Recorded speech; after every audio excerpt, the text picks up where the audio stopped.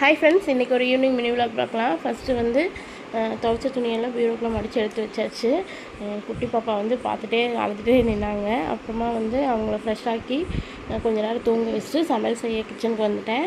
Night டின்னருக்கு வந்து இன்றைக்கி சப்பாத்தியும் வந்து ராஜ்மா கிரேவி பண்ணலான்னு சொல்லிட்டு ஃபஸ்ட்டு வந்து ராஜ்மா ஊற வைக்க ராஜ்மாவும் ஒரு உருளைக்கிழங்கும் போட்டு ஒரு குக்கரில் 3 விசில் விட்டு எடுத்துக்கிட்டேன். அதுக்கப்புறம் வந்து கிரேவிக்கு வந்து ஒரு பெரிய வெங்காயம், ஒரு பெரிய சைஸ் தக்காளி, ஒரு தக்காளி ரெண்டையும் வந்து மிக்சியில் ஃபஸ்ட்டு அரைச்சிட்டு அப்புறம் கடாயை வச்சுட்டு குக்கர் வச்சு கொஞ்சம் எண்ணெய் போட்டு கொஞ்சம் சோம்பு போட்டுட்டேன்.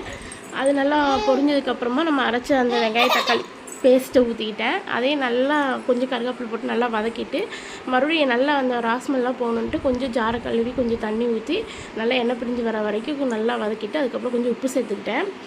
மசாலா வந்து மிளகாத்தூள், மல்லித்தூள் 1 ஸ்பூனு, அதுக்கப்புறம் வந்து சிக்கன் மசாலா 1 ஸ்பூன் போட்டுக்கிட்டேன். அதையும் நல்லா வதக்கிட்டு அதுக்கப்புறம் வந்து வேக வச்ச ராஜ்மாவும் அந்த உருளைக்கிழங்கு வந்து ஒன்றும் பாதியமாக நசுக்கி அதையும் போட்டு கொஞ்சம் தேவையான அளவு கிரேவிக்கு தண்ணி ஊற்றி மறுபடியும் 2 விசில் விட்டு எடுத்துக்கிட்டேன். அதுக்கப்புறம் புதுசுன்னு சப்பாத்தியும் போட்டு எடுத்தாச்சு. கிரேவி ஓப்பன் பண்ணி மல்லித்தலை தூவி ரெடி பண்ணியாச்சு. அதுக்கப்புறம் எல்லோரும் டின்னர் சாப்பிட்டாச்சு. சப்பாத்தி நேரமே சாப்பிட்டோம் இன்றைக்கி. அப்புறம் என் பையன் கொஞ்சம் நேரம் விளையாண்டுருந்தா அதை உட்காந்து பார்த்துட்டு இன்றைக்கி டே இப்படி தான் போச்சு. வீடியோ பிடிச்சிருந்தா